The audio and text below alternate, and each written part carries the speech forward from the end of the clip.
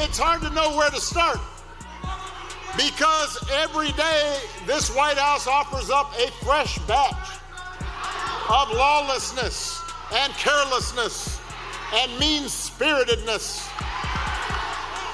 and just plain old craziness. We've got a president who thinks it's okay to use the Justice Department, just for example, to use the Justice Department to go after his political opponent. So one thing with Obama, I had zero respect for him as a president, but he would bop down those stairs. I've never said, da-da-da-da-da-da, pop, pop, pop.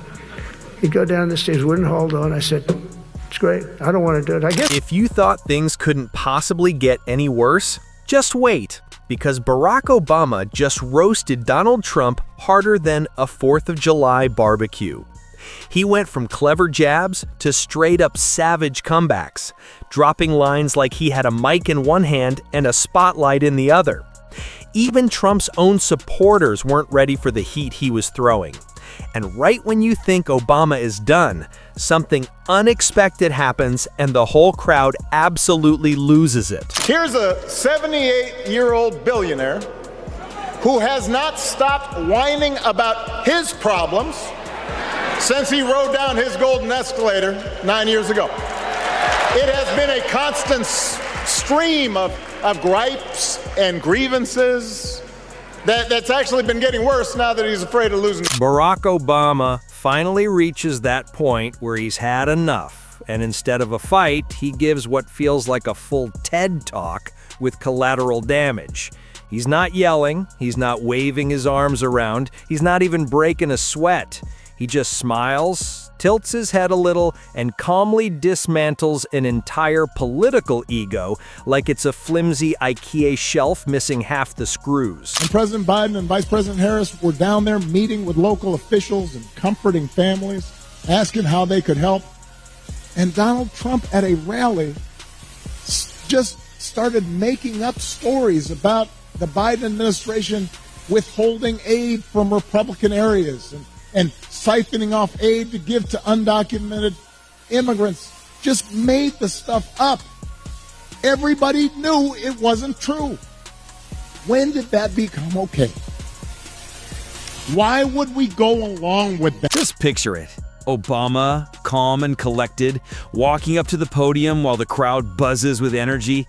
And somewhere down in Florida, you can practically hear Trump warming up his Twitter fingers. You already know what's coming. The internet can smell blood in the water before a single word is even spoken. You can't boo. You gotta vote. They won't hear you if you're booing, but they'll hear your vote.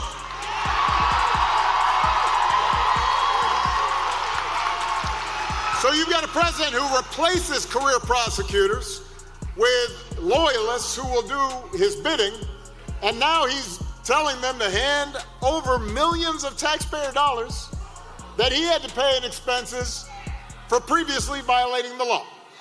Now, let's set the stage properly, because this isn't just any random day in politics. This is the day Obama stops being the cool, chill ex-president and turns into a one-man demolition crew. And of course, the person on the receiving end is Donald J. Trump, the guy who thinks every event in his life should end with him lifting some imaginary championship belt. And by the way, I'm sorry, gentlemen, I've noticed this especially with some men who seem to think Trump's behavior, the bullying and the putting people down, is a sign of strength.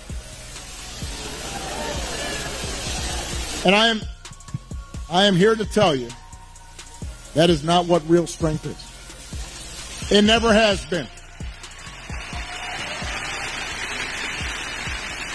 Real strength is about working hard and carrying a heavy load without complaining. Obama has this rare gift where he can insult you without technically insulting you. He'll say something like, well, some people don't always understand how democracy works, and somehow it lands like a Shakespeare-level tragedy.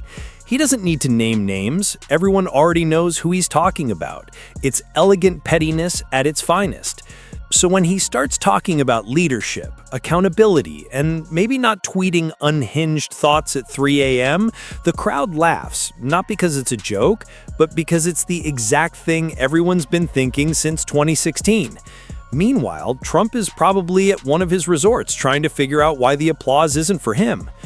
Obama keeps going, talking about truth and facts and even the wild concept of reading, and the crowd cheers like facts just became a rebellious trend. Then he drops a perfectly timed line that's sharp enough to cut air, the kind of thing that makes even the Secret Service glance up like, yeah, that's going viral. At this point, the whole energy shifts. Obama isn't angry, he's precise, almost surgical, while Trump's entire showman routine suddenly feels like an outdated infomercial no one needs anymore. There's the childish nicknames, the crazy conspiracy theories, this weird obsession with crowd sizes. I heard someone compare Trump to the neighbor who keeps running his leaf blower outside your window every minute of every day. From a neighbor, that's exhausting. From a president, it's just... And here's where it gets funny, not just for the people watching, but honestly for history. The calmer Obama stays, the more it feels like the universe itself is trolling Trump. Obama talks about unity, and you just know Trump is somewhere typing, "Unity is overrated!" in all caps. Obama mentions integrity, and suddenly an aide is probably sliding papers under a golf cart. Obama pauses just long enough to stretch the silence, gives that half smile, and it hits everyone that the same guy Trump spent years trying to smear is now giving him the most graceful takedown of his life. Obama drops another subtle line that says everything without saying anything, and Trump's probably already drafting a 47-part rant that starts with "fake president" and ends in "see you in court." Meanwhile, Obama's likely at home making a sandwich, not even aware he set the internet on fire. That's the difference. Trump needs attention like oxygen, and Obama treats it like a side effect. Fireworks versus lightning. You got a commander-in-chief who has fired decorated military officers because he thinks they might be more loyal to the Constitution than they are to him.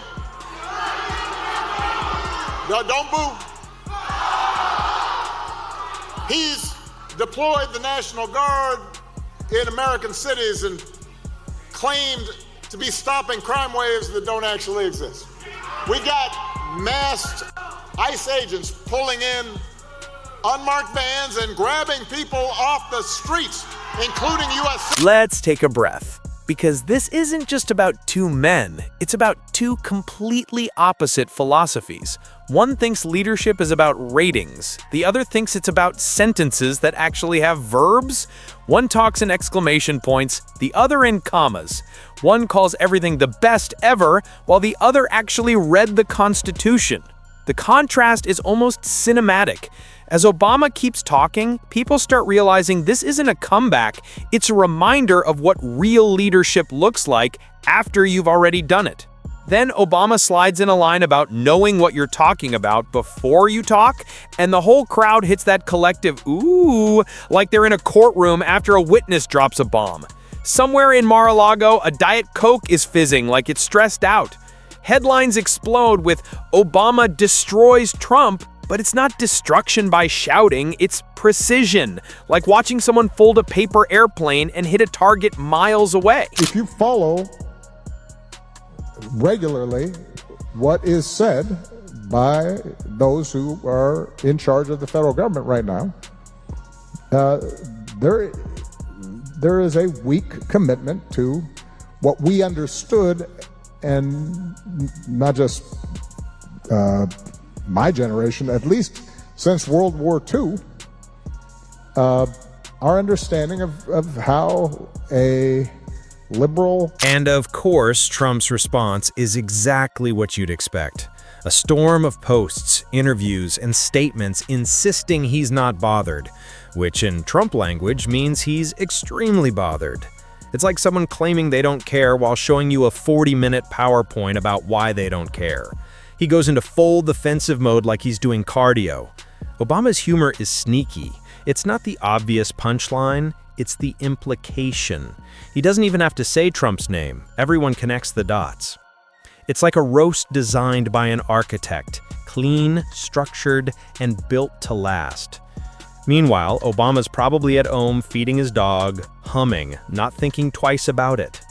It's almost unfair, like a chess game where one player doesn't show up but still wins. This wasn't about rivalry, it was about narrative, and Obama stole the spotlight simply by staying calm while Trump scrambled to reclaim it. Radical left Democrats are causing millions of Americans who depend on food stamps to go without benefits. They're forcing federal workers to go without paychecks, and they're stranding thousands of travelers at the airports. And you understand it, and they understand it. All because they want to return to the failed Biden policies that created, and also Obama policies. I watched him the other day up talking, well, Donald Trump is a mean person. Let's just appreciate the pattern here. Every time Obama shows up, calm, articulate, slightly smirking, Trump's blood pressure probably jumps. Obama represents something Trump can't fake: effortlessness. Trump buys paintings of himself, Obama ends up in actual museums. The contrast is so cinematic, it feels scripted. One wins you over with charm, the other demands applause. And every time they end up in the same cultural moment, the difference speaks louder than either of them. People laugh not because they're picking sides, but because watching Obama's precision next to Trump's theatrics is like watching Sherlock Holmes debate a foghorn salesman. And buried under the humor is a reminder that Obama isn't just roasting, he's diagnosing the chaos of modern politics, while the people who should reflect on it are busy tweeting about crowd sizes again. And as for the president, he has been focused on critical issues like paving over the Rose Garden so folks don't get mud on their shoes, and gold plating the Oval Office and building a $300 million ballroom. So Virginia, here's the good news. If you can't visit a doctor, don't worry. He will save you a dance. And if you don't get an invitation to the next White House shindig, you can always watch the festivities and all the beautiful people on. Fast forward a few days, and the saga keeps rolling. Trump holds a rally, of course, and somewhere between the usual bragging and recycled talking points, he tries to clap back. The crowd cheers, but you can tell the energy isn't the same. Obama's calm, measured words already sank in. It's not about who yells louder, it's about who sounds like an actual adult. And that's the part that stings. Trump thrives on noise, while Obama just strolls in, fixes the picture frame, and walks out. Obama shreds Trump without even naming him, reminds everyone what presidential sounds like, and suddenly it feels like a Marvel sequel just dropped. People aren't just watching for politics, they're watching for Obama's timing, the eyebrow raises, the pauses, the disappointed teacher tone. And through all of it, you realize Obama's real superpower isn't speaking, it's timing. Show up, drop truth, vanish. Chaos stays behind. Imagine what Trump would say if he actually had a record like this.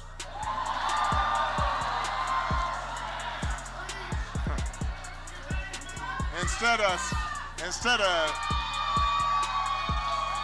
selling steaks. It's the truth. Look it up. America's pretty darn great right now. America's moving forward right now. The American people should be proud of what we achieved together. By the time the news cycle moves on, it's obvious. Obama's calm is Trump's kryptonite. Every time Obama speaks, Trump's relevance thins out a little more. Not because Obama's trying, but because he doesn't need to. When your point is already proven, anything extra is just seasoning.